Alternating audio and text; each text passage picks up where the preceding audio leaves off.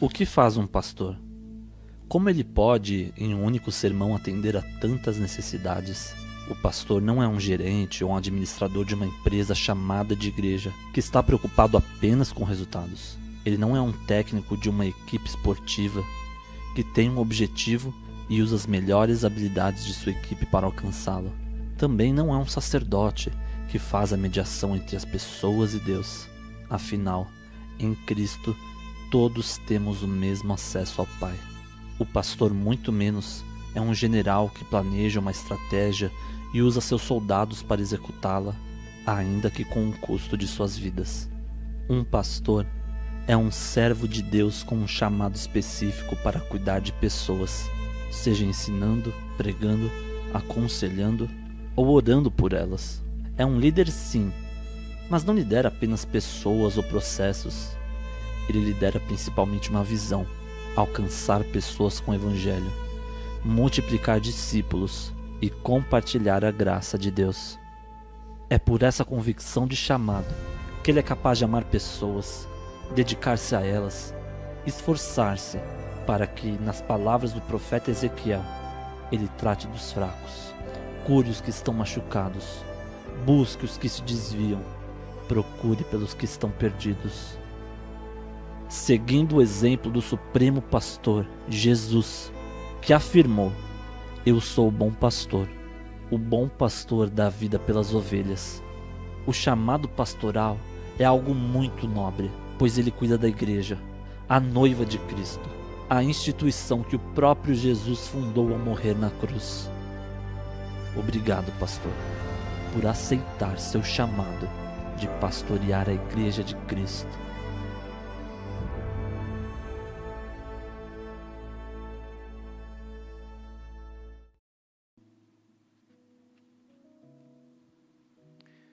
Bom dia, irmãos. A graça e a paz do Senhor Jesus. Tudo bem com vocês? Uma alegria estarmos aqui mais uma manhã. Estou aqui acompanhado do meu filho Henrico. Essa bênção de Deus nas nossas vidas. E eu quero te convidar a ficar em pé nesta hora. Nós iremos dar início a mais uma celebração com muita alegria, porque o Senhor, Ele já está aqui à nossa espera. Todos os nossos encontros, Ele tem a ministração do Espírito Santo, porque não é sobre nós, é sobre Deus. Nós estamos aqui para prestar a Ele o louvor, por tudo aquilo que Ele já tem nos concedido. E acima de tudo, a maior dádiva que Ele nos concedeu é a sua salvação. Foi ter escrito o nosso nome no livro da vida e agora nos conduzir nesse caminho com toda a direção. Amém? Esse mês de junho e o mês de julho é o mês do cuidado. Então nós vamos ser cuidados pelo Pai de uma forma especial. Tivemos no mês passado a Casa de Paz, muitos foram alcançados, muitas casas, muitos estão chegando. E agora nós vamos, junto ao Espírito Santo, cuidar dessas pessoas e permitir que o Espírito ministre primeiro em nós. Amém? Vamos orar ao Senhor para nós darmos início a essa celebração, louvando e bendizendo ao seu nome. Pai, te louvamos, te bendizemos, porque o Senhor é bom, porque a sua benignidade dura para sempre. As tuas misericórdias, elas se renovam a cada manhã. Obrigado, Senhor Deus, por nos amar de maneira incondicional. Obrigado por estar aqui neste ambiente, ministrando nas nossas vidas. E se há em nosso meio, em nosso coração, alguma coisa que não procede do Senhor, pedimos que sejamos lavados e remidos nesta hora, pelo poder que há no nome de Jesus. Espírito Santo, fica à vontade em nosso meio. Este culto é para o Senhor. É assim que oramos, com alegria, em nome de Jesus. Amém? Louvado seja Deus.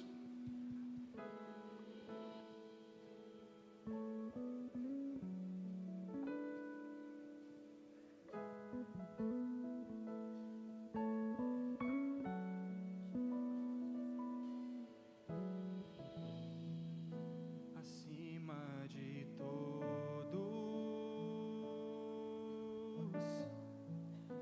acima de tudo, está o Senhor entronizado.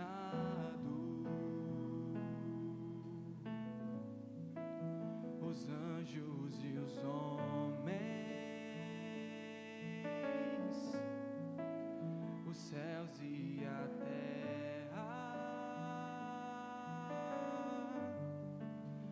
montanhas e mares declaram quem tu és.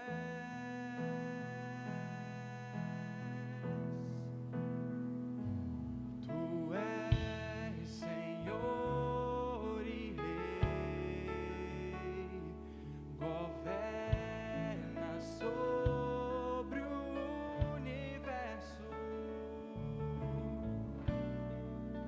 justo e fiel.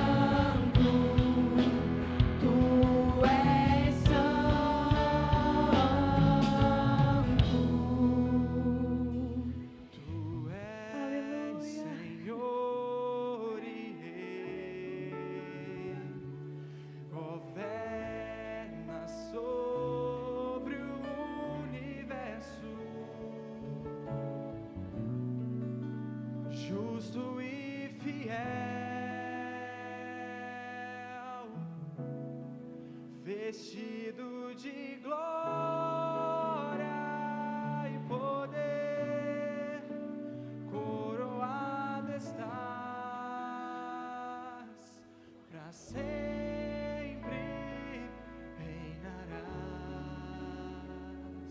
prostrados aos teus pés, erguemos o teu santo nome em adoração.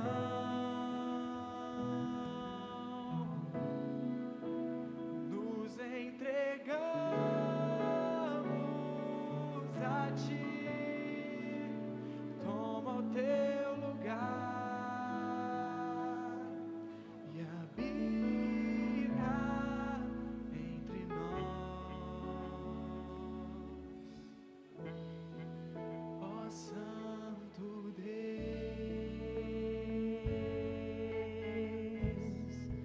ó Santo Deus,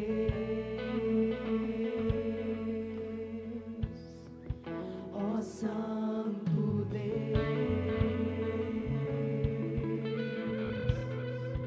ó Santo Deus. Nós te adoramos, Jesus. Nós dizemos que o Senhor é santo. Nós declaramos a tua santidade. Reconhecemos, Senhor, que o teu reino é eterno e que o Senhor é justo, que o Senhor é santo e que o Senhor está aqui no nosso meio. O Senhor está no meio de nós. A terra está cheia da tua glória. Nós te adoramos, Jesus. Ó Santo Deus, ó Santo Deus,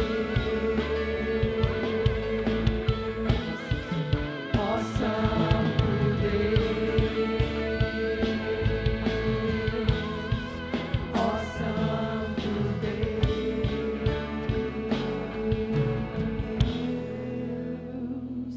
Você pode aplaudir a esse Deus? Não há lugar melhor do que nós estarmos na casa do Senhor, e nós somos privilegiados por isso, e Ele já se faz presente. A glória dEle invadiu esse lugar, a glória dEle invade o seu coração. O Espírito Santo de Deus está manifestando o poder dEle em você, amém? E nós vamos continuar adorando, e eu quero te convidar a prestar um culto racional ao Senhor. Que o seu espírito, que a sua alma e que o seu corpo estejam alinhados para entregar ao Senhor o perfeito louvor. Que você esteja aqui inteiramente conectados com esse tempo. Quem sabe pode ser a nossa última vez ministrando aqui. Então aproveite essa oportunidade. Declare que o Senhor é santo. Levanta suas mãos e diga: Senhor, eu sou dependente de Ti. Eu preciso de Ti. Não há razão nenhuma em nós estarmos aqui, Senhor, se eu não reconheço a Tua soberania sobre a minha vida, se eu não reconheço que eu dependo inteiramente de Ti, porque até o fôlego que eu respiro vem de Ti. Aleluia! Nós Te adoramos, Senhor, nós Te adoramos, Jesus.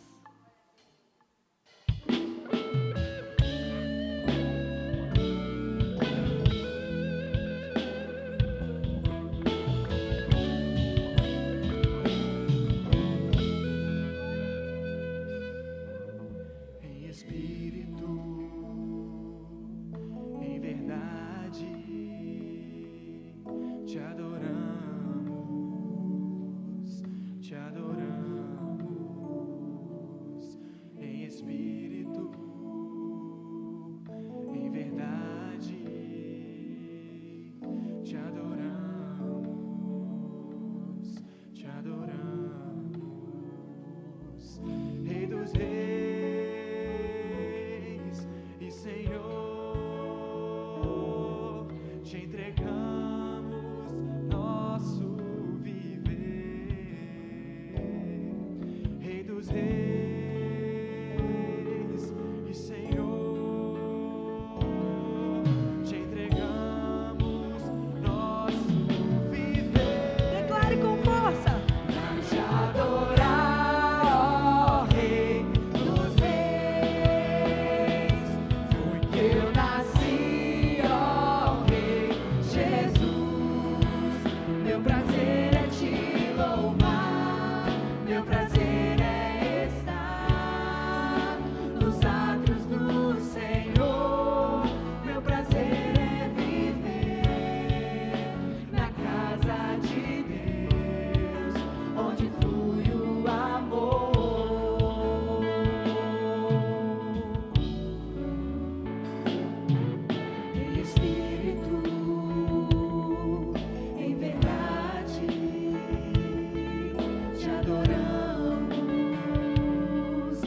adoramos em espírito, em verdade. Te adoramos, te adoramos, Rei dos Reis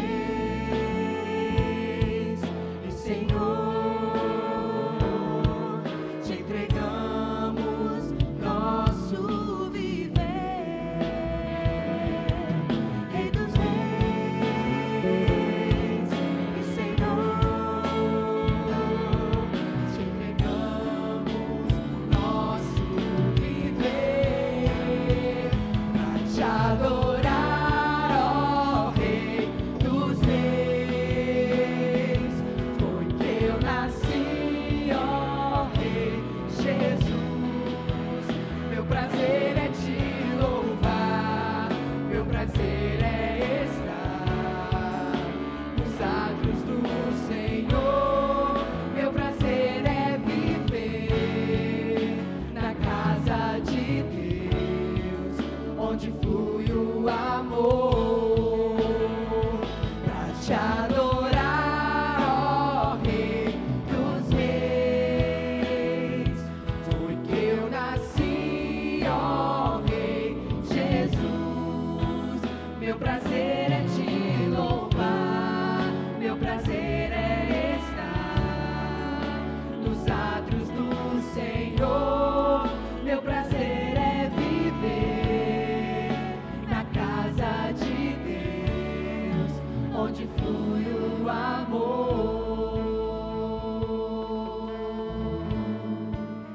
O salmista nos convida a cantar, o salmista nos convida a adorar, exaltar esse Deus. E não há lugar melhor do que nós estarmos na casa do Senhor. Então nós vamos declarar com toda a nossa força, falando para o Senhor: não há outra finalidade, Deus. Eu nasci para te adorar. Tudo que nós fazemos precisa ter um propósito, e o propósito final é a adoração. Nós precisamos nos render totalmente em adoração àquele que é digno de receber toda a honra e toda a glória. Então desprenda-se, abre os seus braços e declare mais uma vez: pra te adorar, ó Rei dos Reis. Foi que eu nasci, ó Rei Jesus. Meu prazer é te louvar, meu prazer é estar nos átrios do Senhor. Meu prazer é viver na casa de Deus, onde flui o amor. Aleluia! Aplauda esse Deus! Glória! Nós te adoramos, Jesus. Nós te adoramos, Deus. Nós te adoramos, Jesus.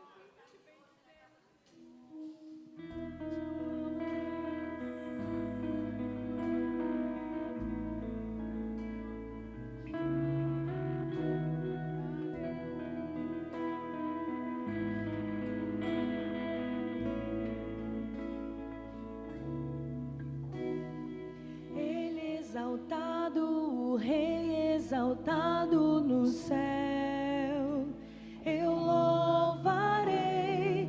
Ele exaltado, para sempre exaltado, seu nome louvarei.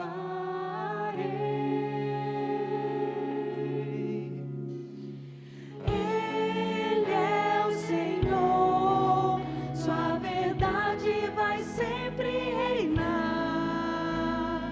Terra e céu glorificam teu santo nome. Ele é exaltado, o Rei exaltado no céu. Vamos mais uma vez. Ele é exaltado, o Rei exaltado no céu, eu louvarei. Ele é exaltado, para teu nome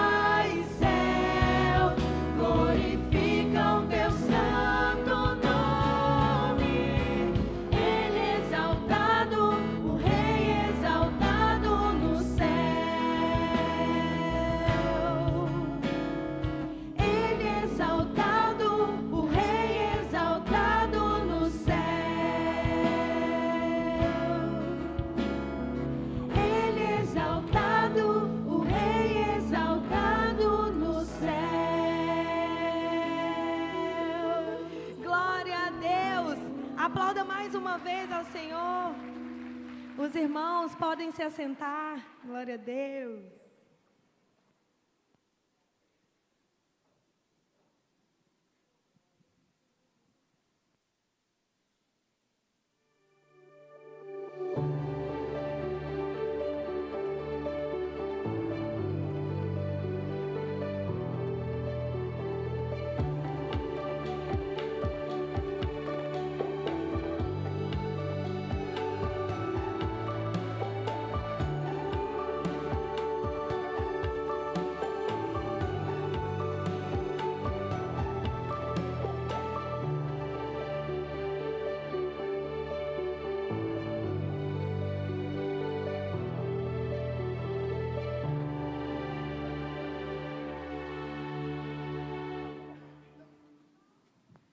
Glória a Deus, aleluia.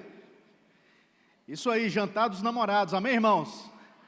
Você casado, você que namora com a bênção, tem a bênção dos seus pais, que ainda não fez a sua inscrição, corre lá que eu acho que ainda tem vaga, tá? Amém?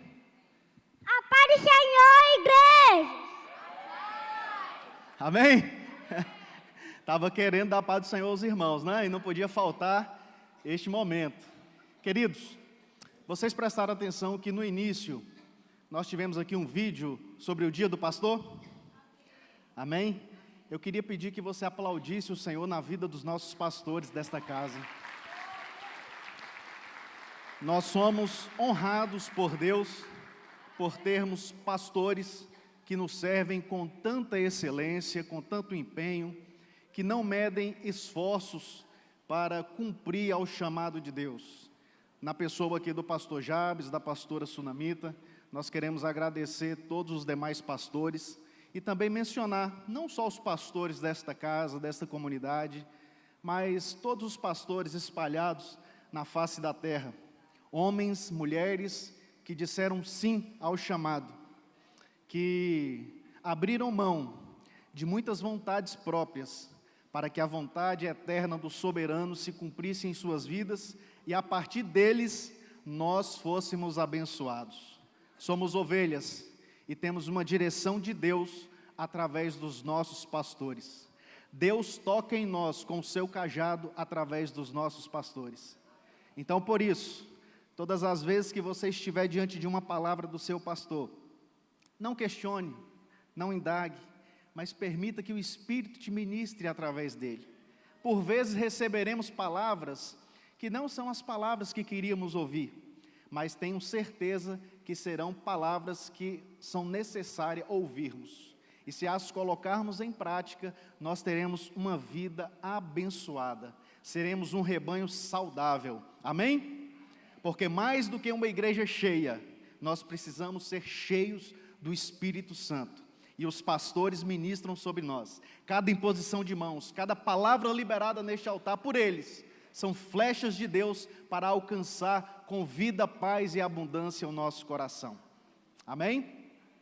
Esse também é um momento muito especial do nosso culto, que nós iremos celebrar os dízimos e as ofertas. Todos os dias, todos os cultos, nós subimos aqui para esse momento.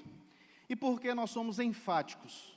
Não porque nós estamos apegados ao dinheiro e queremos o seu dinheiro de qualquer modo, não é nada disso. É porque é um princípio bíblico. Deus que instituiu dízimo, Deus que instituiu ofertas. E todas as vezes que nós colocamos em prática os princípios de Deus nas nossas vidas, quem recebe a bênção somos nós. E nós não dizimamos e nós não ofertamos para recebermos. Quando nós dizimamos, quando nós ofertamos, é porque nós já recebemos de Deus. Preste atenção, se você chegou aqui hoje, se você está vestido, e por sinal muito bem vestido, se você está alimentado, se você está de pé com saúde, é porque a provisão de Deus já te alcançou. E agora, como disse o salmista, o que nós daremos ao Senhor por todos os benefícios que nos tem feito? O nosso dinheiro ele não é capaz de pagar tudo isso que nós temos recebido, mas nós temos uma forma de expressar a Deus a nossa gratidão, que é cumprindo princípios da sua palavra, que é dizimando, que é ofertando, que é dizendo para Deus o seguinte, que nós não estamos apegados aos valores desta vida, mas o nosso tesouro primordial, aquele que está em primeiro lugar no nosso coração, é o tesouro do céu. São as riquezas eternas, celestiais, que Ele tem nos concedido. Eu costumo dizer uma coisa e vou dizer aqui hoje novamente: dinheiro no bolso é uma bênção, é maravilha, todos nós precisamos. Agora, dinheiro no coração é maldição. Dinheiro no coração não traz nenhum benefício para nós, seja a quantidade que for. Se ao invés de estar no seu bolso, ele estiver no seu coração, ele não vai te levar a lugar algum. Então eu te convido a ficar de pé neste momento. E com alegria, nós vamos estar vindo dizimar, ofertar ao Senhor, entendendo que o dinheiro ele não é o nosso Senhor, mas somos nós que somos o Senhor do nosso dinheiro. Não é o dinheiro que manda em nós, mas nós é quem mandamos nele. Não é o dinheiro que dita as regras nas nossas vidas, mas nós que ditamos as regras para ele. Amém? E assim nós vamos usufruir de uma vida próspera, abundante, receber uma bênção calcada, sacudida e transbordante, como diz a palavra do nosso Deus. Enquanto cantamos, venha, mas venha com a sua cabeça erguida, venha cantando também, porque esse é um momento de adoração ao Senhor. O momento de dízimo e oferta não é um momento à parte do culto, não, é um momento também que está entronizado no culto. Então venha adorando, venha expressando ao Senhor. E eu não estou dizendo que você está aqui com a sua vida já toda regularizada, certinha, não. Talvez tenha o boleto amanhã que está te preocupando, as preocupações, as lutas, mas eu estou dizendo uma coisa: você tem um Deus que cuida de você. Então você vai colocar o pé e Ele vai colocar o chão. O nome dele é Emanuel, que é Deus conosco, todos os dias, até a consumação dos séculos. Amém? Amém? Amém. Vamos em paz. Glória a Deus.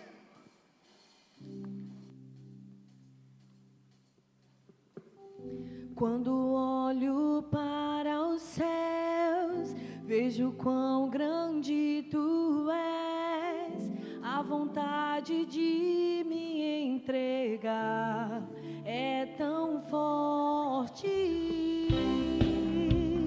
Assim, ó, vamos juntos.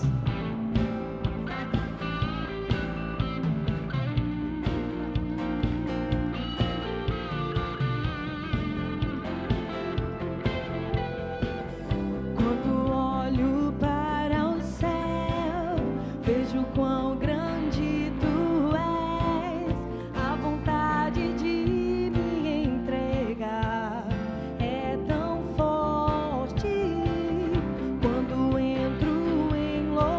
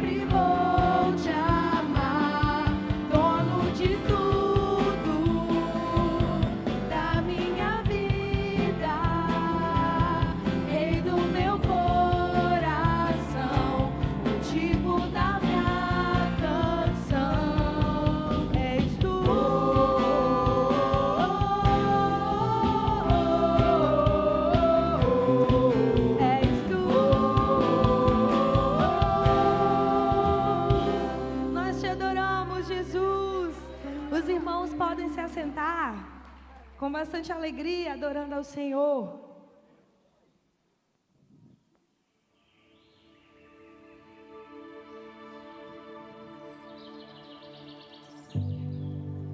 Que cada batida do meu coração, Senhor,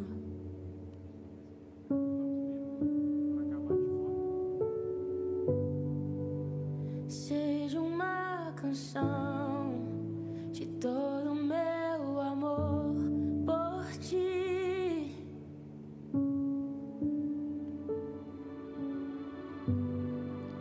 Que mesmo tão falho, eu não venha me esquecer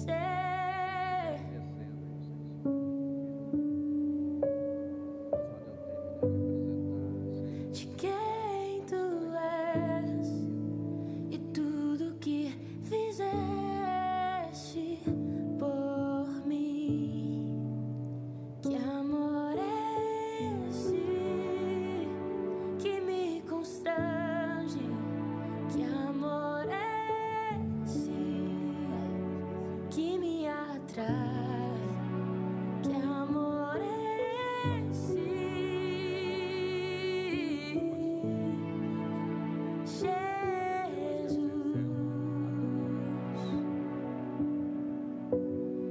Eu quero me apaixonar outra vez. Eu quero me entregar outra vez. Eu quero me derramar outra vez. Encontra-me aqui, Senhor. Coração e uma vida real. Vivo para quem me libertou. Agora eu posso ver, é melhor que sonhar. Não é fantasia, não preciso acordar.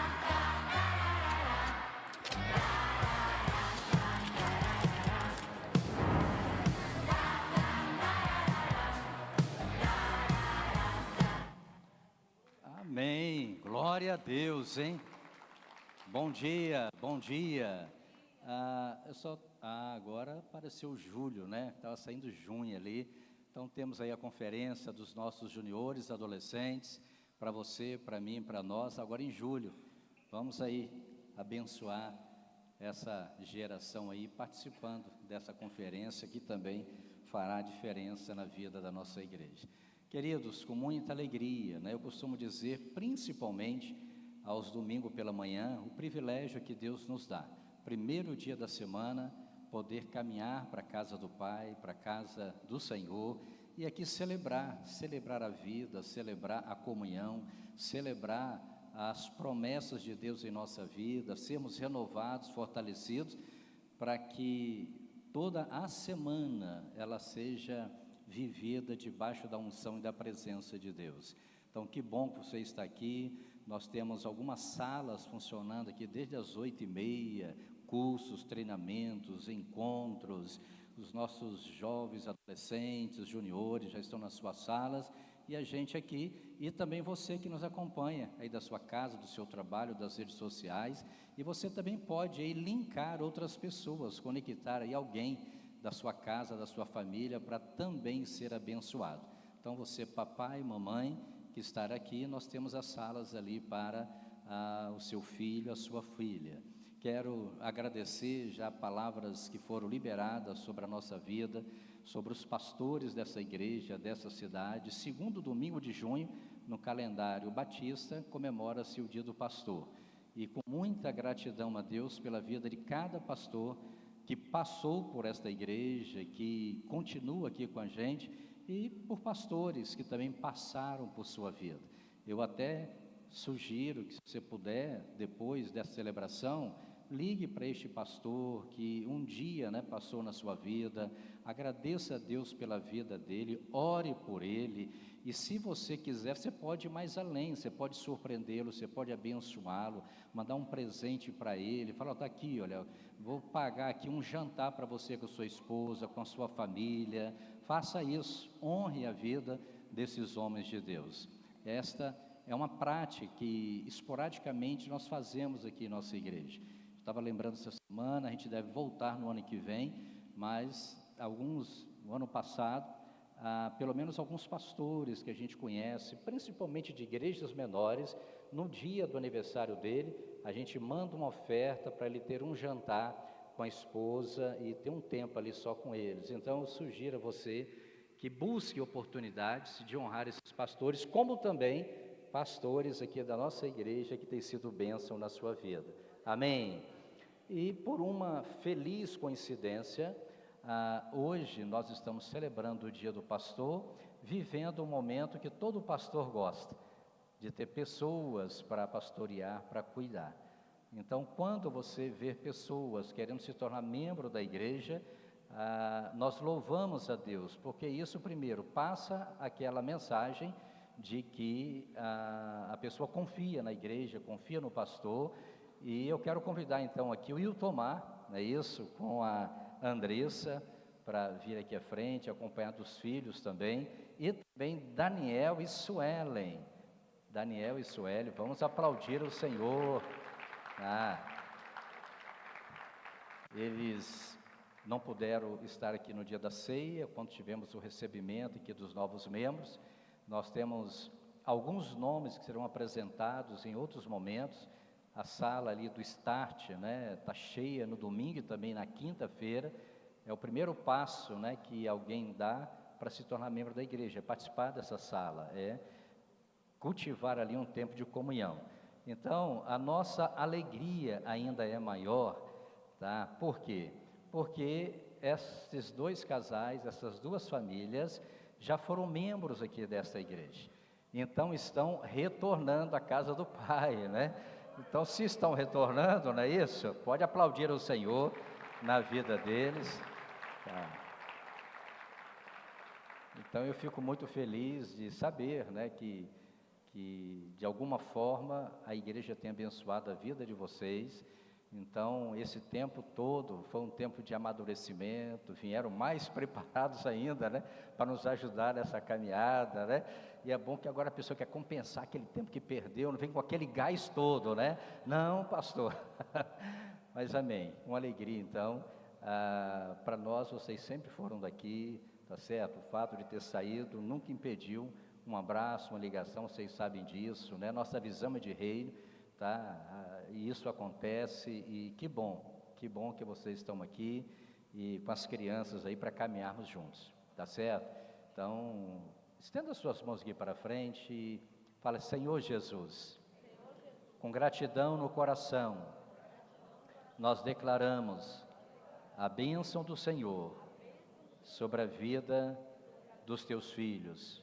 Obrigado por esta comunhão que está ampliando na vida desta igreja e por saber que os teus filhos são amados e queridos pelo Senhor, e também por esta igreja, a IEB Linhares, uma família para pertencer.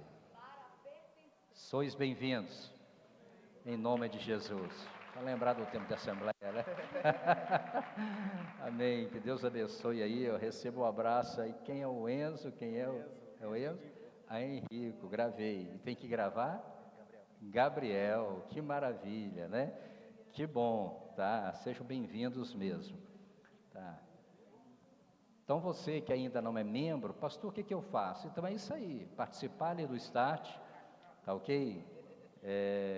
Marcar uma entrevista aí com um dos pastores, com os líderes da igreja e tomar essa decisão, tá? Estamos nos preparando aí para o batismo, estamos nos preparando aí para a próxima ceia, receber mais gente, né?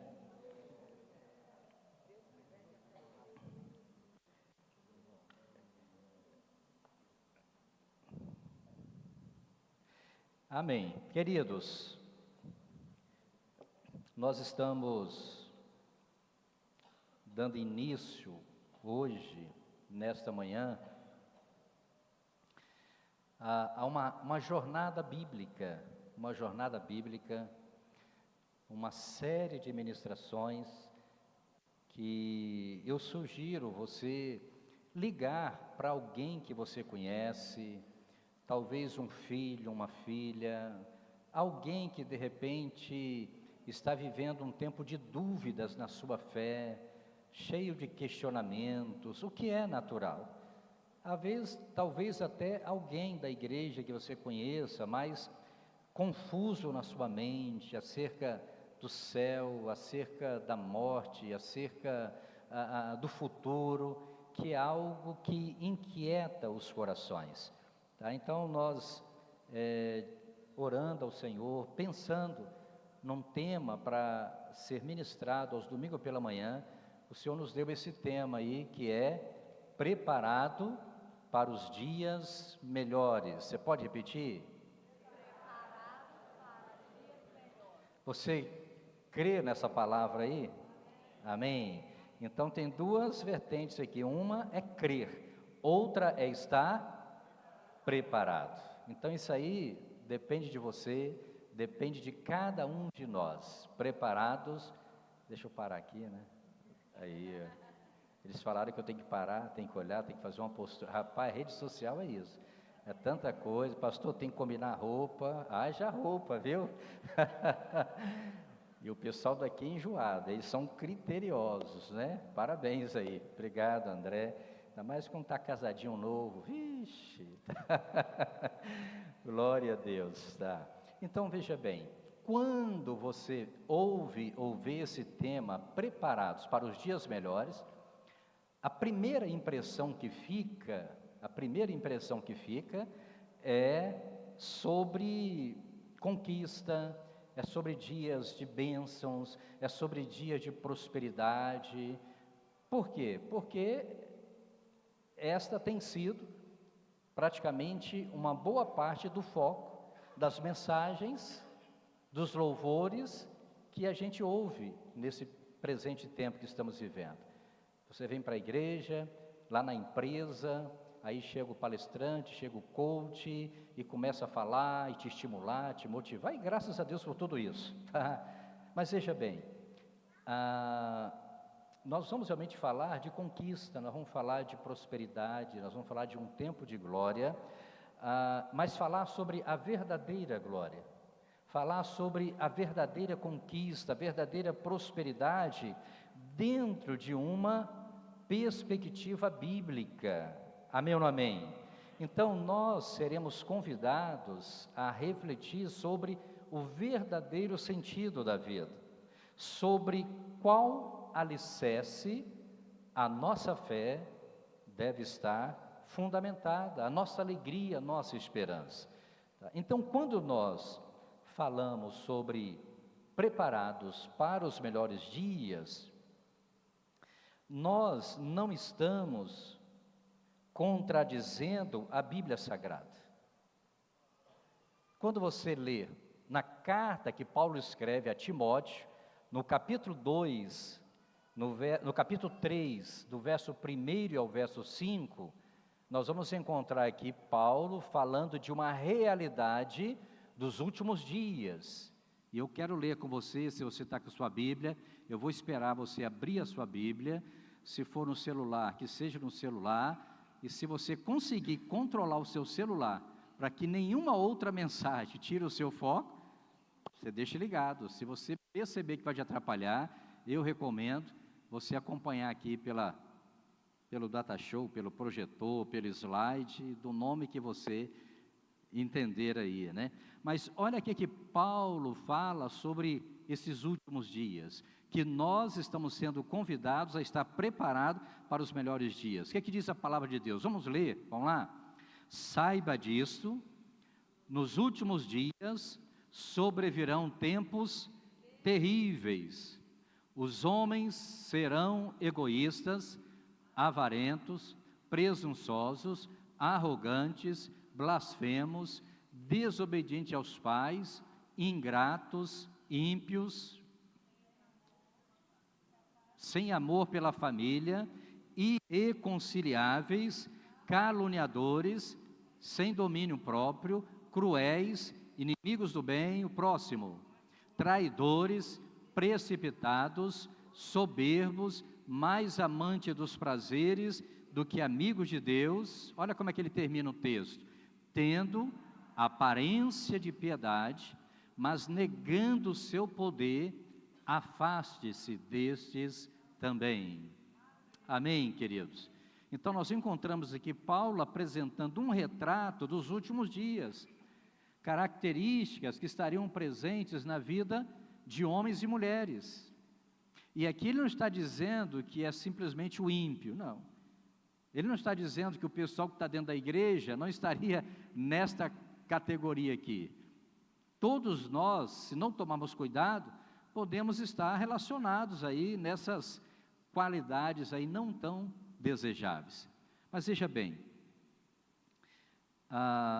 quando falamos sobre os melhores dias, nós não estamos contradizendo a Bíblia Sagrada.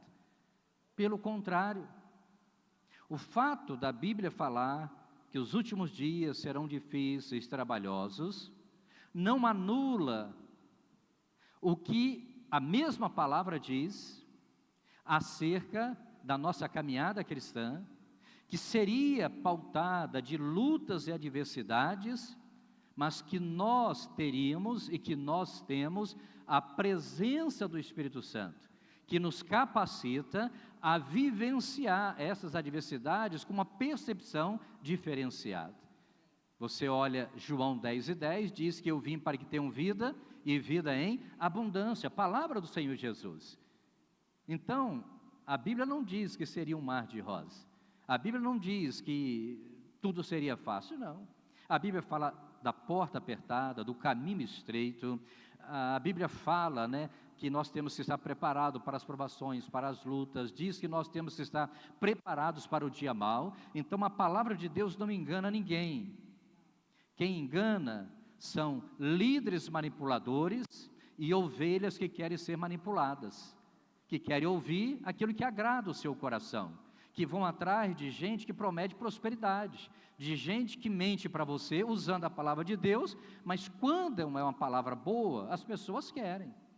Então, parabéns a você que está aqui nesta manhã. Não é todo cristão que está disposto a vir pela manhã.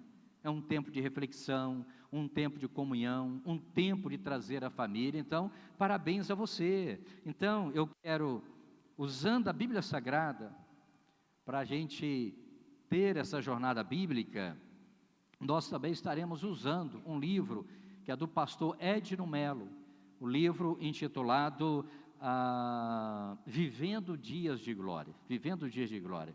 Então este livro, eu até recomendo este autor, a gente deve ter alguns dele aí, eu não estou lembrando aqui, eu vou ver se a gente pede esse livro também, quem tiver interesse, ele apresenta os 7 dias mais incríveis de todos, que vão definir o seu e o meu destino terreno e eterno, dentro de um plano estrategicamente preparado por Deus para você e para mim.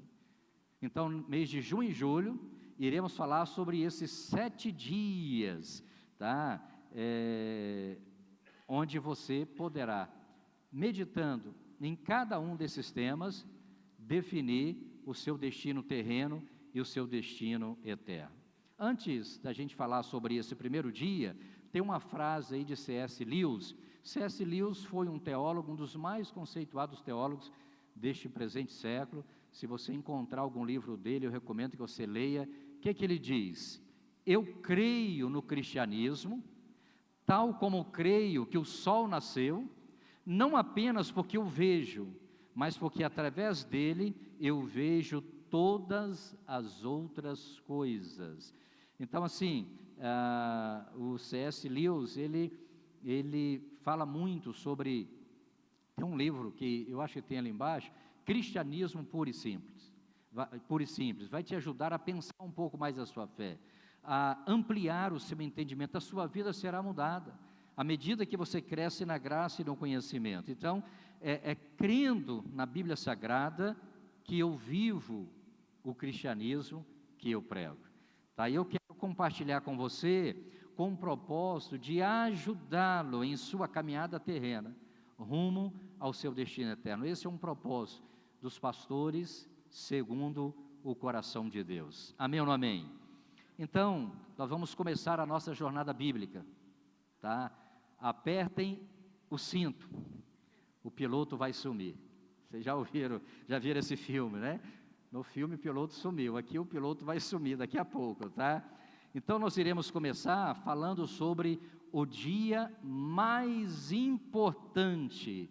Que dia é esse? O dia mais importante? A morte de Cristo.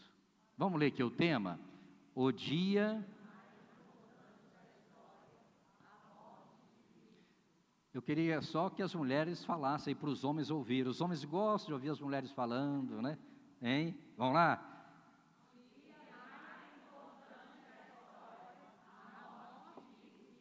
Então veja bem, você vai observar que algumas falas aqui dessa mensagem de hoje, nós já compartilhamos no início desse ano com vocês. Então, em qualquer lugar da terra que você for, em qualquer país, você vai encontrar homens e mulheres, jovens, crianças, adolescentes, celebrando essa data. Quer seja na ceia, quer seja nos seus rituais, de alguma forma falando da morte de Cristo. Tem um livro, eu vou lembrar até o final da mensagem.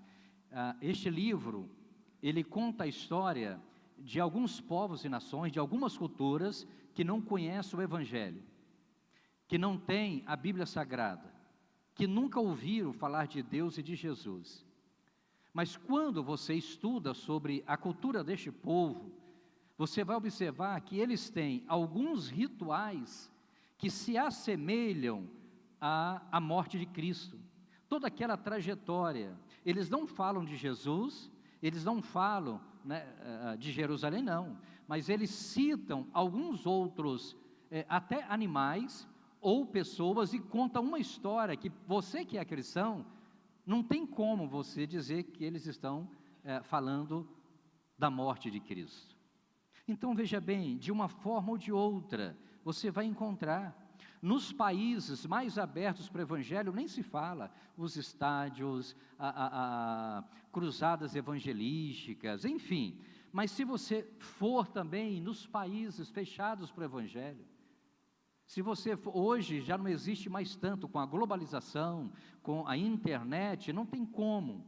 Mas até, por exemplo, os anos 80, que muitos de vocês ainda não tinham uma experiência com o Senhor Jesus. Eu era colportor. Vocês nunca talvez ouviram falar esse nome. Colportor é um representante, vendedor de livro. Eu gostava de ler, e como eu não tinha muitos recursos financeiros, eu comprava os livros, conseguia um desconto, vendia uma parte dos livros, com desconto eu comprava mais. E isso eu fui formando a minha biblioteca, e os meus presentes de tempo de namoro com a Sunamita era livro. Como eu tinha bastante livro, era só dedicatória, né, para ela, né? Tá certo? Aí quando nós casamos, os livros que ela tinha, eu tinha, e dobrou. Aí nós doamos, né? Então, queridos, mas eu lembro de um livro que eu vendi nessa época, que era Irmão André, o Contrabandista de Deus. Esse livro ainda existe, eu recomendo que você leia. Estão vendo que eu estou falando muito de livros hoje, tá? Essa que é a ideia também, intencionalidade. Já falei sobre 3 livros, vai gravando, vai anotando aí. Falei cristianismo puro e simples. Falei a Bíblia Sagrada, que para nós é o primeiro. Estou falando o Contrabandista de Deus. Então ele conta as histórias de como ele levava as Bíblias para a Romênia, que era um país fechado, os países comunistas, onde não tinha acesso à Bíblia Sagrada. E ele conta os diversos testemunhos, passando ali na alfândega, ou nos lugares onde tinha a fiscalização, né? Como é que os anjos do Senhor o ajudava a levar as Bíblias para esses lugares. Então, queridos, você vai encontrar em qualquer lugar do mundo, falando desse dia mais importante. E aí eu me pergunto, o que leva as pessoas a enfrentar o frio, a perseguição, arriscar a própria vida para levar esta palavra, para falar da morte de Jesus, para falar desse dia mais importante? Então veja bem, eu já falei sobre isso com vocês, alguns vão lembrar, que a morte de Jesus, fale comigo, a morte de Jesus foi o acontecimento mais importante da história. Então, quando alguém perguntar qual o dia mais importante da sua vida, não é o dia que você conheceu a Sunamita, não é o dia que a André nasceu, que a Daíse nasceu. O dia mais importante da minha vida foi quando eu encontrei Jesus. Foi quando eu tive uma experiência de salvação. Porque a alegria de ter uma esposa, um filho e uma filha, ela é maior quando você tem Jesus Cristo como Salvador e Senhor da sua vida. Por quê? Porque Ele dá sentido à sua vida. Porque Ele dá sentido à família. Então, qual o dia mais importante? Foi o dia em que você conheceu Jesus. A melhor coisa que eu já fiz em toda a minha vida, salvou-me por um triz, em aceitar Jesus, sinceramente foi a melhor coisa que eu já fiz. Amém? Então você vai ter essa canjinha também de domingo cedo, tá? À noite não vai ter, não. Então veja bem, você vai me lembrar que eu disse o seguinte: quando o homem colocou o pé na lua, o presidente dos Estados Unidos da América era Nixon, e ele disse o seguinte: esse é o dia mais importante da humanidade, sem dúvida alguma, né? O homem colocar o pé na lua. Tá? Milhões e milhões de pessoas assistindo em diversos lugares. Billy Graham, ele respondeu ao presidente Nixon. Na época, Billy Graham, um dos maiores pregadores deste século, pregador dos presidentes, ele praticamente assessorou biblicamente todos os presidentes dos Estados Unidos, da sua época, né? Aí Billy Graham disse o seguinte, e essa frase está aqui para a gente aqui, e eu quero que você leia bem alto. O pessoal da comunicação vai colocar aí para a gente, aí, vamos lá? O dia mais importante da humanidade não foi o dia quando o homem colocou os pés na lua, mas quando Deus colocou os pés na terra. Você pode dizer amém? Você pode aplaudir ao Senhor? É isso aí, gente. E eu quero que você grave essa frase, tira uma foto aí, ó, escreva aí, ó. Vamos repetir? O dia mais importante da humanidade não foi quando o homem colocou os pés na lua, mas quando Deus colocou os pés na terra. Amém, queridos? Amém. Então, queridos, a cruz, que fala da morte de Cristo, despedaçou o coração do Pai. A Bíblia nos diz que naquela hora que Jesus está ali, ele clama: Deus meu, por que me desamparaste?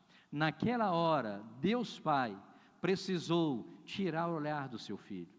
Naquela hora, Deus sabia que para aquele propósito Jesus viera a essa terra. Então veja bem, John Stott, eu recomendo você também ler livro de John Stott. Esses livros são recomendados para quem é aluno de teologia, para quem gosta de ler e estudar. É um conceituado teólogo também. Pode ser que tenha livro deles aí. Ele disse o seguinte: não seria exagero dizer que Jesus nasceu para morrer. Você pode repetir?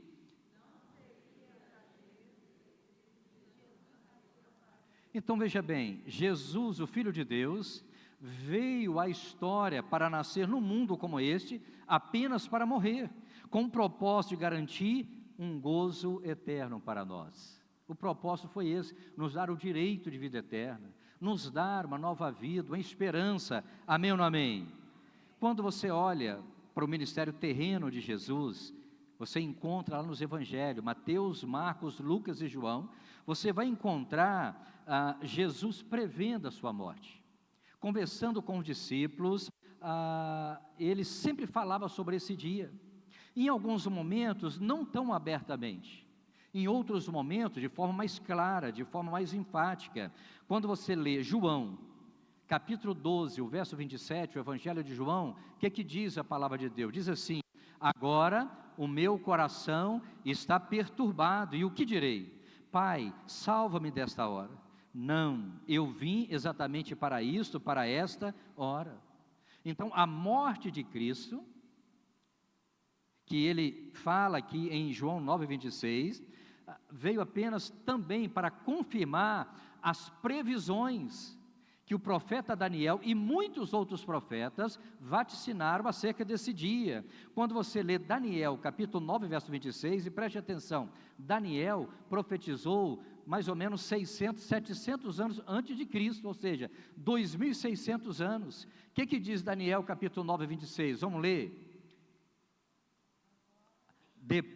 Daniel 9, 26, depois das 62 semanas, o ungido será morto e não terá mais nada. Você pode repetir comigo? Depois das 62 semanas, o ungido será morto e não terá mais nada, lugar para ele, né? Continua.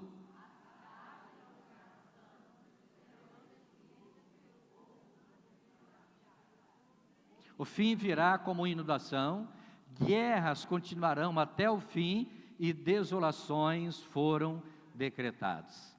Tá? Então, para entender esse capítulo, primeiro você tem que ler o livro de Daniel, ler um comentário sobre o que Daniel está falando, mas capítulo 9 aqui de forma bem resumida para você entender.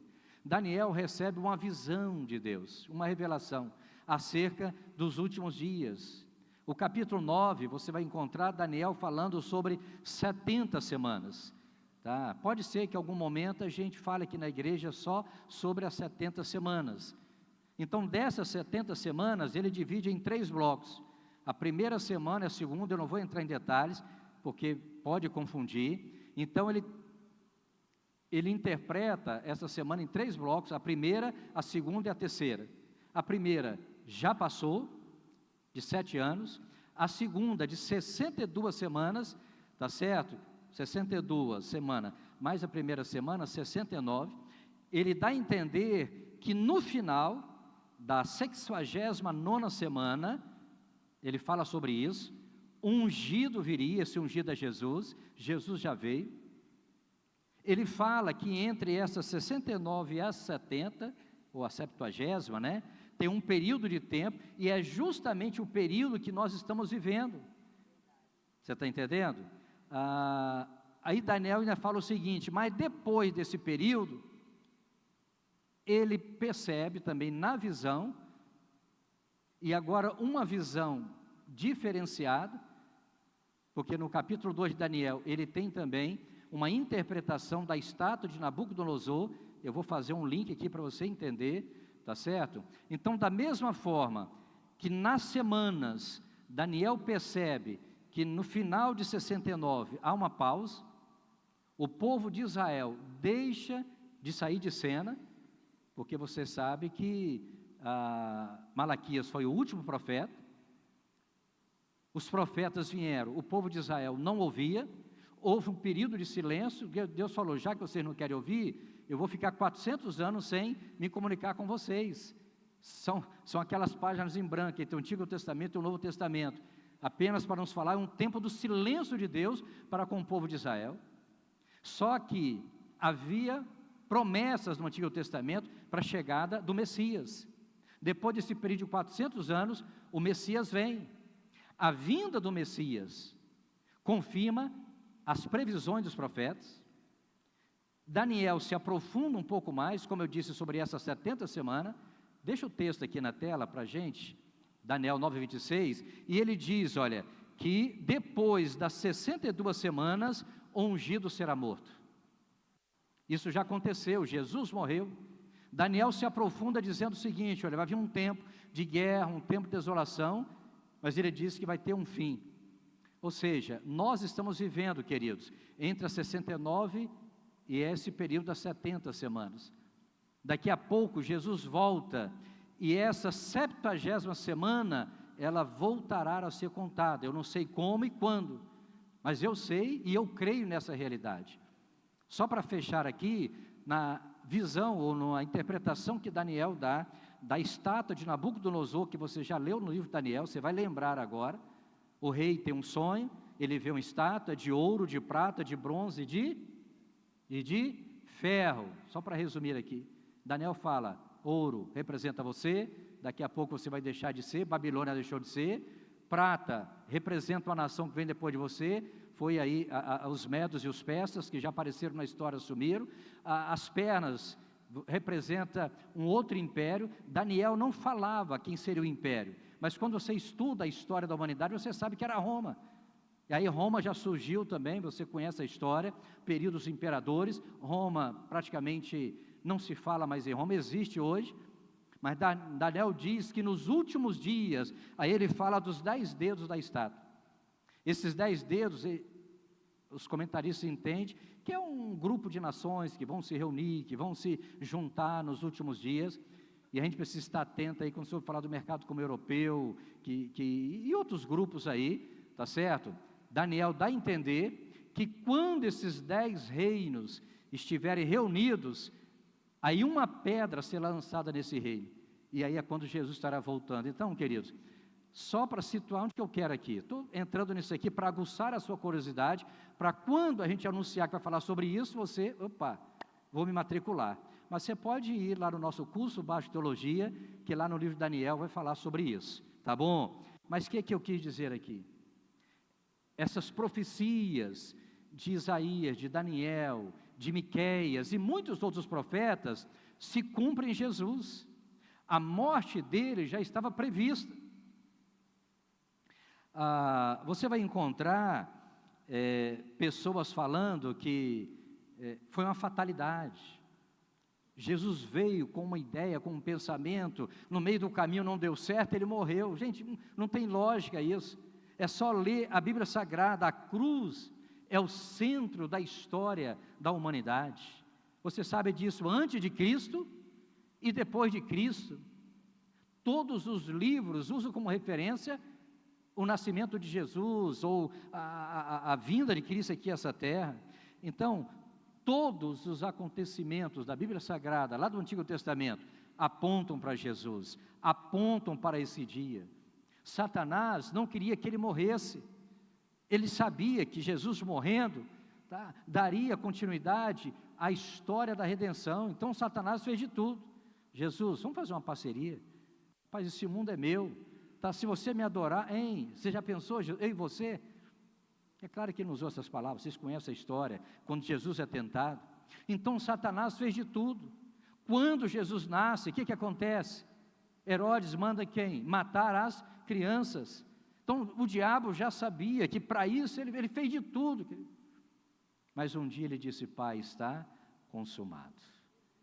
E graças a Deus por esse dia. Graças a Deus que ele morreu por mim e por você. Amém ou não amém?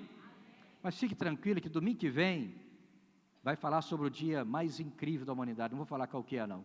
Hoje vamos falar sobre a morte de Cristo. Então assim, o sofrimento, a morte de Cristo estão registrados nos 4 evangelhos.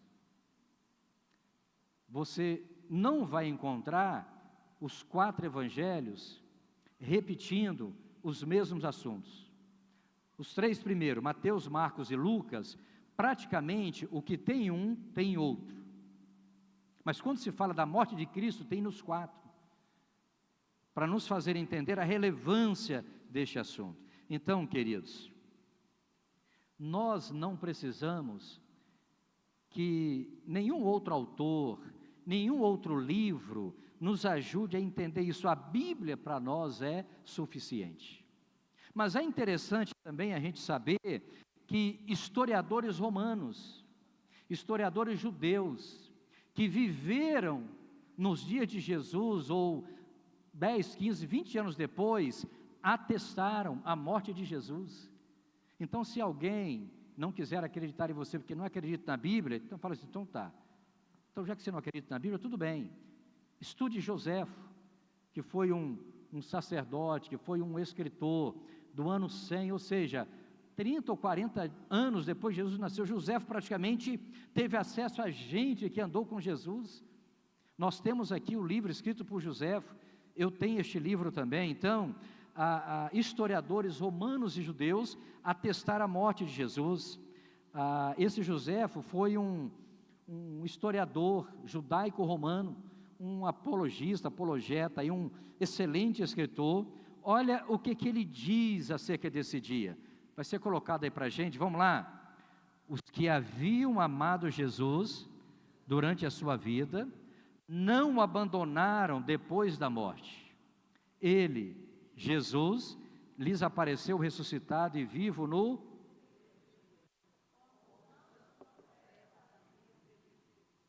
É dele que os cristãos, os quais vemos ainda hoje, tiraram seu nome. O Talmud babilônico fala da morte de Jesus na véspera da Páscoa. Tácito, historiador romano, diz: Cristo foi executado no reinado de Tibério pelo procurador Pôncio Pilatos.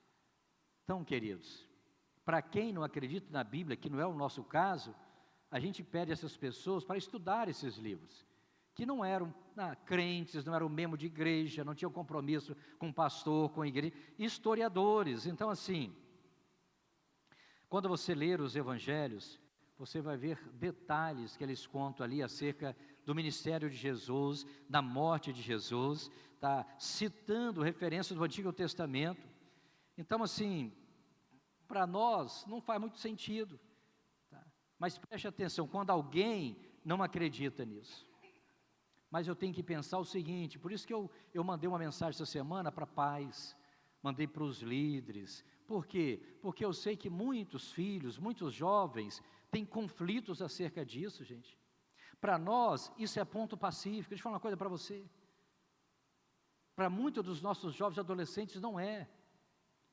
Eles precisam de algo mais palpável.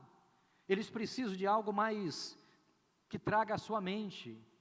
Nós temos fé suficiente para crer, independentemente se a gente entende ou não. Mas nós precisamos abrir nossos olhos que o tempo que nós estamos vivendo, não tão diferente de 2000 anos atrás, mas hoje é muita influência, muito ensinamento para os nossos filhos. Então eu convido você a trazer o seu filho, a sua filha, ou assistir depois, ou um amigo seu, ou você mesmo, pastor, eu preciso me aprofundar nisso. Por quê? Porque é um assunto que nós não falamos muito na igreja, partindo do princípio que todo mundo entende. É claro que você tem uma sala de membresia, você tem um start, ali você tem um tempo discipulado, você tem a célula, você tem outros ambientes na igreja, mas nós precisamos falar mais disso, amém, queridos? Então, orem pelos pastores de vocês. Deus dá graça, dá sabedoria, dá estratégia, que o pastor possa trazer a palavra que a igreja precisa ouvir, que nós precisamos ouvir, amém, queridos? Por isso esse tema, preparado para os melhores dias, amém? Então veja bem, Jesus sabia desde o início, tá, acerca do seu sofrimento, da sua morte. Você vai encontrar o profeta Isaías falando sobre o servo do Senhor. No próprio ato do batismo de Jesus, ele ouviu as palavras, lá em Mateus, capítulo 3, verso 17, ele ouviu assim: este é o meu filho amado, em quem me compraz, ou seja, em quem eu tenho prazer. Então essas palavras aí são extraídas de duas profecias. Primeira profecia, declarando a filiação do Messias, ou seja, ele é filho de Deus.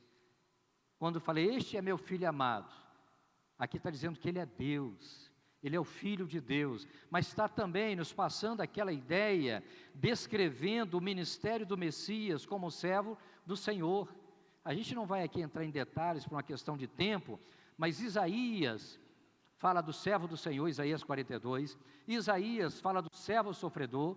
Quando você abre Isaías 53, o que diz? Quem deu crédito à nossa pregação e a quem se manifestou o braço do Senhor, que foi subindo como renovo perante Ele, como a raiz de uma terra seca, sem aparência, sem formosura, olhando nós para Ele, não é isso? Nós o desprezávamos, não tinha aparência. Então Isaías descreve ali o sofrimento de Cristo, fala desse dia. Então, queridos, o batismo de Jesus pode ser considerado como que o grande ato de amorosa comunhão com a nossa miséria. Isso é fala de um teólogo. Você pode ler comigo? O grande ato de amorosa comunhão com a nossa miséria. E graças a Deus por este amor, graças a Deus por este ato. Então, nesta hora, na sua morte, o que está acontecendo? Jesus está se identificando comigo e com você. Ele está se identificando com os pecadores, tá? E na morte de Cristo, já começa o processo de redenção, de expiação. Com a morte de Cristo, dá-se início a uma nova caminhada na vida de todo homem, de toda mulher. A Bíblia nos fala de Jesus como Redentor, aquele que veio para redimir você, a própria terra. Então, na morte dele, quando você reconhece com seu coração, confessa com seus lábios, quando você tem Jesus Cristo como Salvador e Senhor, já começa um processo na sua vida. Primeiro, você, a Bíblia diz que já é salvo, já está salvo. Aí começa um processo que dá santificação, que é o momento que nós estamos vivendo. Esse momento quando o Espírito Santo vai trabalhando em nós, vai ministrando, vai nos capacitando a romper com as nossas limitações, a vencer as tentações, a vencer o pecado. Nós ainda estamos debaixo da influência do pecado, mas nós estamos nesse segundo estágio da salvação, que é a santificação. Quando Ele voltar, aí sim nós estaremos entrando no terceiro estágio, que é a glorificação. Nós estamos caminhando para lá. Tá? E quando Ele voltar, aí sim, todas as coisas estarão sendo consumadas. Você quando vê Apocalipse capítulo 5, quando João, você vai ler depois, João ele vê um livro ali escrito por dentro e por fora, e estava selado, e João chora muito. No capítulo 5 fala sobre isso. Por que ele chora? Porque João não viu ninguém que era digno de abrir aquele livro. E João sabia que aquele livro precisava ser aberto para que a redenção de todas as coisas se consumasse. João sabia disso. E ele chorava, mas no seu choro aparece um anjo falando do Cordeiro de Deus que foi morto e que morreu, que era digno de abrir o livro. E aí, a partir do capítulo 6, o livro é aberto. E à medida que o livro é aberto, querido, é quando começa os juízos de Deus sobre a terra, sobre a humanidade. Então, voltando aqui, nós estamos falando sobre esse processo da redenção, que já começou na cruz do Calvário, está continuando em nós. Então, você não precisa desistir da sua caminhada, tá? Mas eu pequei, eu errei, eu falhei, todos nós iremos falhar. A diferença é quando nós nos arrependemos. É quando nós estamos dispostos a não pecar novamente, amém ou não amém? E continuar a caminhada. Daqui um dia nós iremos receber um corpo glorificado. Não vai ter mais dor, sofrimento, pecado, nós estaremos para sempre com o Senhor. Mas esse é um assunto para outro dia, amém ou não amém? Vamos correr aqui. Sabe, queridos, a Bíblia nos diz que o Filho do Homem veio a dar a sua vida em resgate de muitos. Você pode ler esse texto comigo? O Filho...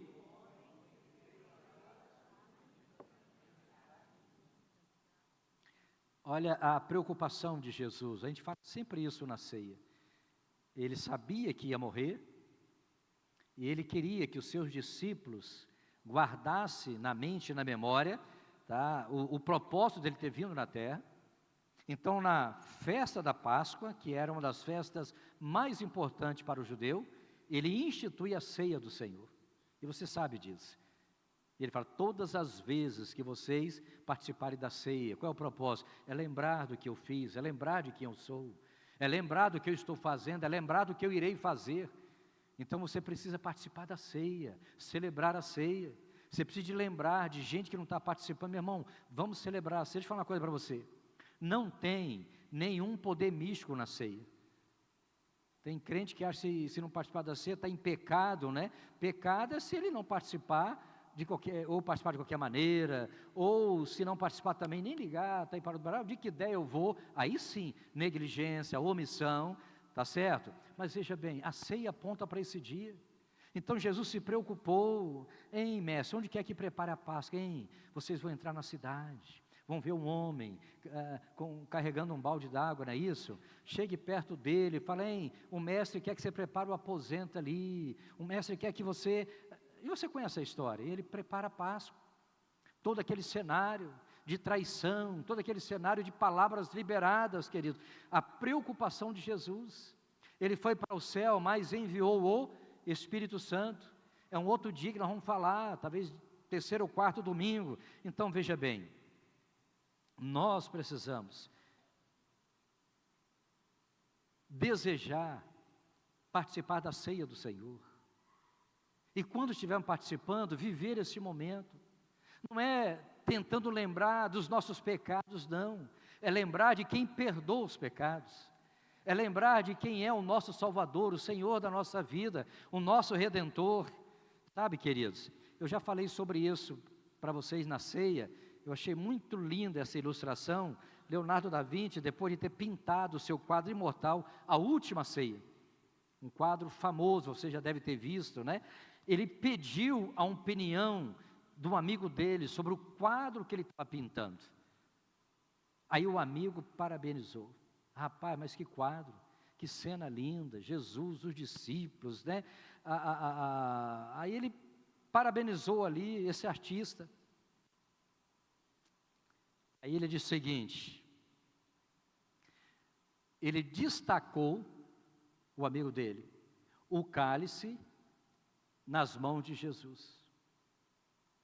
De tanta coisa que ele falou, ele deu mais ênfase ao cálice.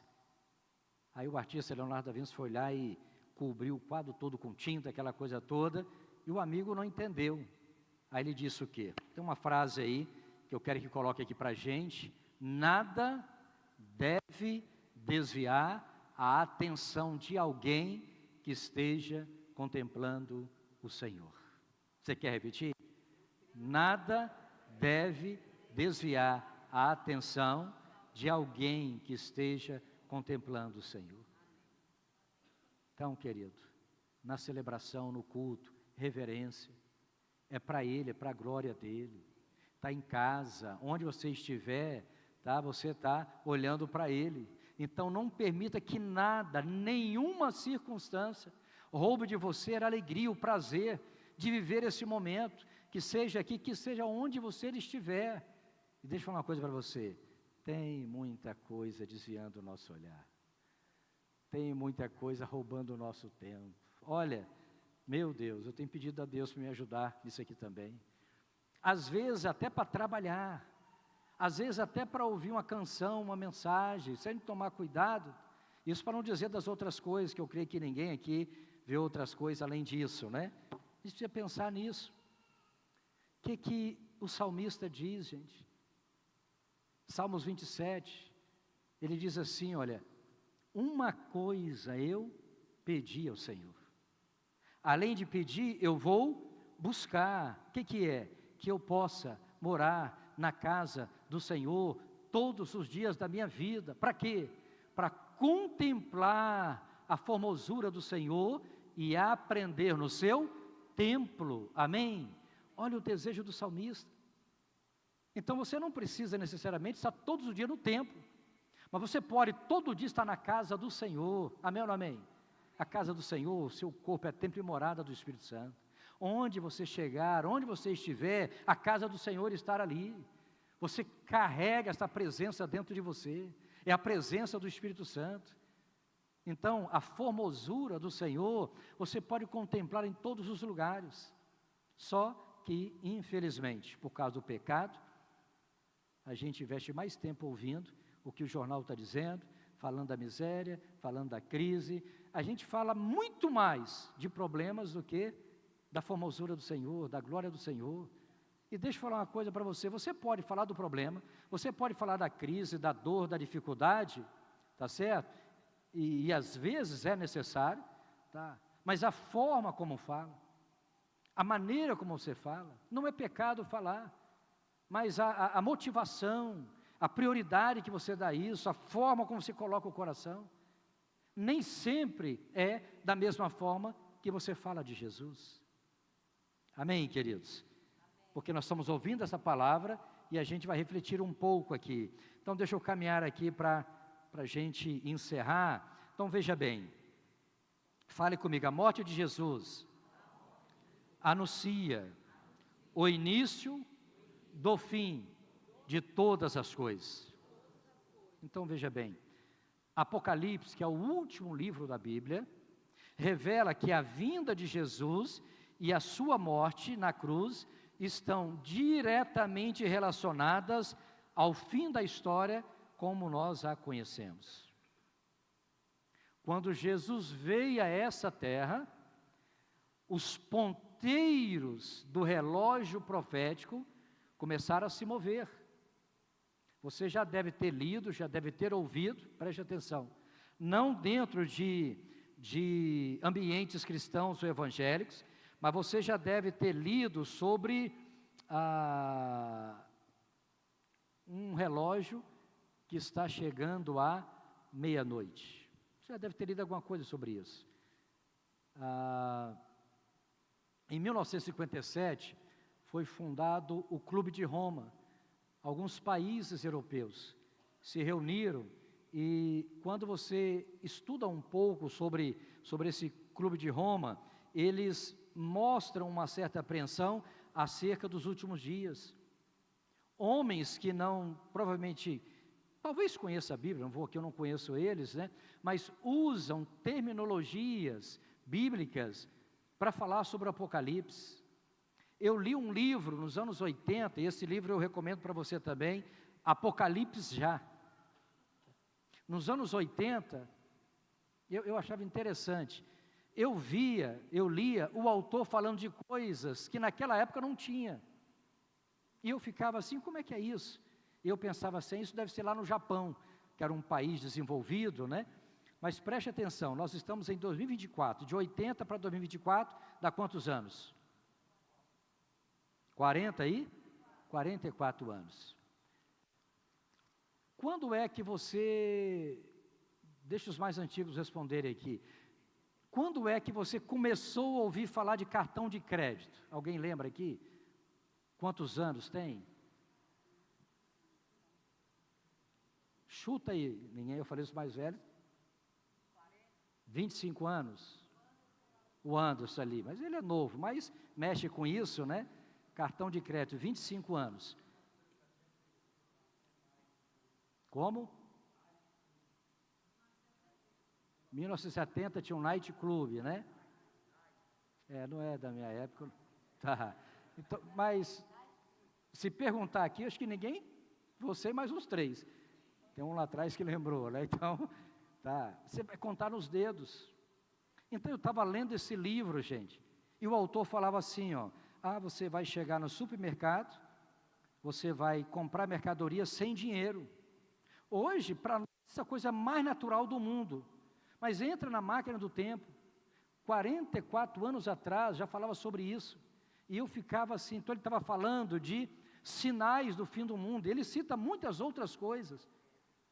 A internet que é mais nova, gente. Começou acho que em 95, aqui no Brasil, talvez, em alguns países como a América, começou depois da Segunda Guerra Mundial, eles começaram a descobrir essas ferramentas aí, mas tudo isso já apontava para o fim do mundo. Então, Apocalipse, 2000 anos atrás, João já falava sobre uma moeda única. Hoje você vê isso acontecer na Europa, não é isso? Na Europa ali é apenas uma moeda, você entra em vários países. Mas isso é o quê? 10 anos agora? Então a Bíblia já fala sobre, e muitos outros sinais. Então, a morte de Cristo anuncia que o início e o fim de todas as coisas. Apocalipse, capítulo 19, verso 13. O que diz aí? Vamos ler bem alto. Está vestido com um manto tingido de sangue, e o seu nome é a Palavra de Deus. Sabe, queridos, está vestido com um manto tingido de sangue, e o seu nome é a Palavra de Deus. Então este sangue fala do sangue que foi derramado na cruz. João 19:34, você conhece esse texto? O que diz a Palavra de Deus?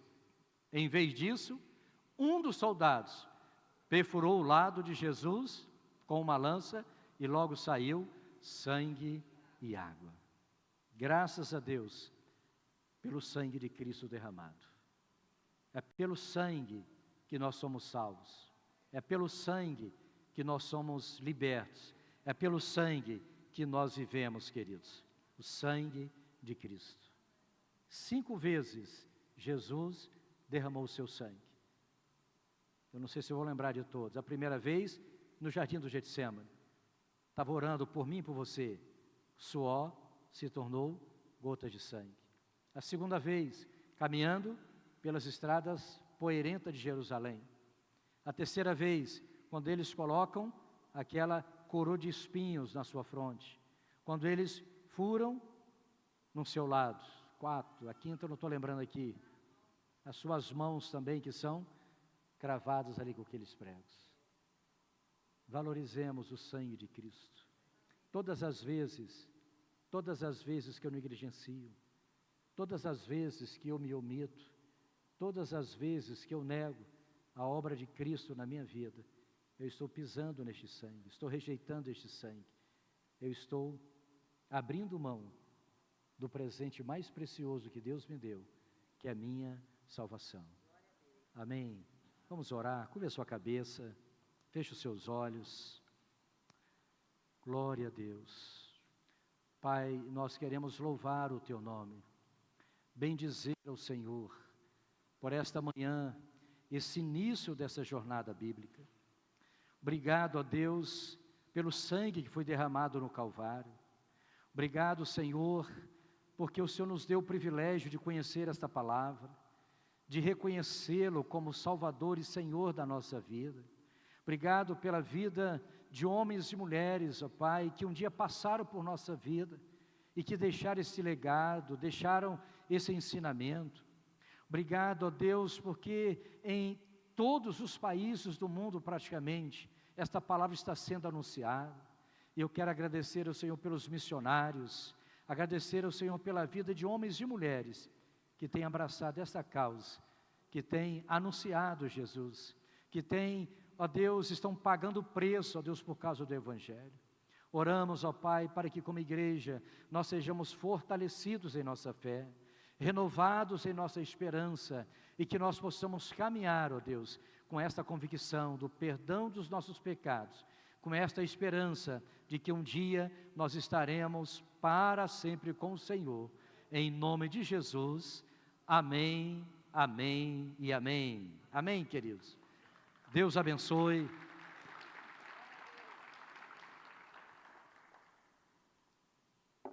Domingo que vem, nós iremos falar sobre o segundo dia mais importante, tá? Então convide outras pessoas, alguém que perdeu, peça para assistir pelo YouTube, para que tenha uma sequência ou continuidade. Então nós vamos falar sobre esses 7 dias mais incríveis da história da nossa vida, é isso.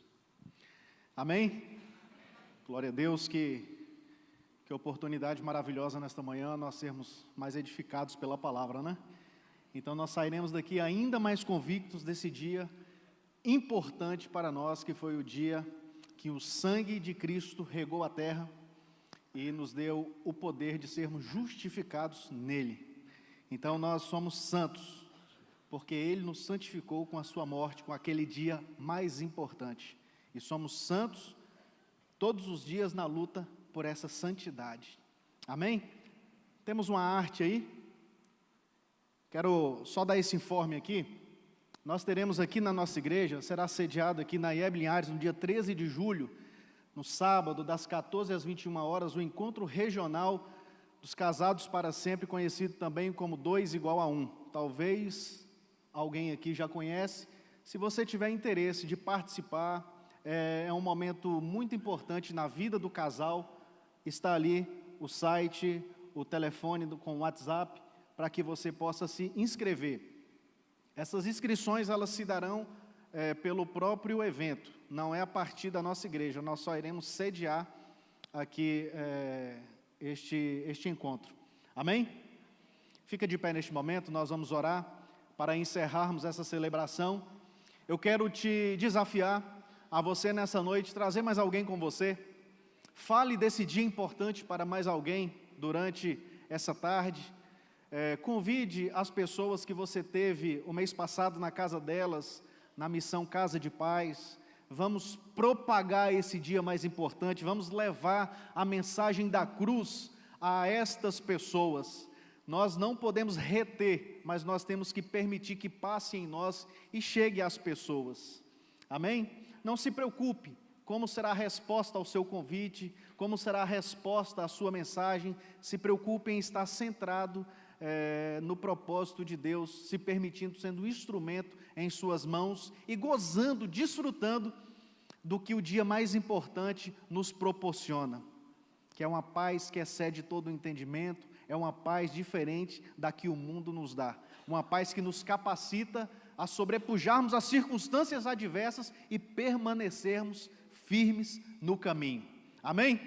Te louvamos, Senhor, bendizemos o Teu nome, Espírito Santo, por esta manhã tão maravilhosa, por esta manhã onde o Senhor pôde ministrar aos nossos corações, trazendo à nossa memória sobre esse dia importante, o mais importante para nós, que foi o dia em que Jesus Cristo se permitiu naquela cruz morrer, para que hoje nós pudéssemos ter vida. Ao Senhor seja a honra, ao Senhor seja a glória, ao Senhor seja o louvor, porque só o Teu nome é digno de ser adorado, e não há outro Deus além do Senhor. Nós dizemos: santo, santo, santo é o Teu nome, o Deus de Israel, o Jesus que era, que é e continuará sendo até o grande dia. Nós Te bendizemos, nós Te exaltamos. Continua conosco e nos traga logo mais, para celebrarmos ao Senhor durante a noite, em ação de graças, por tudo aquilo que o Senhor já fez por nós. Que o grande amor de Deus, nosso eterno e soberano Pai, a graça maravilhosa do Senhor Jesus Cristo, a doce e santa comunhão do Espírito Santo, repouse sobre vocês e Hebe Linhares, e sobre todo o povo de Deus espalhado sobre a face da terra, hoje e até o grande dia, e todos dizem amém. Vá em paz, que Deus te abençoe, até logo mais. Aleluia.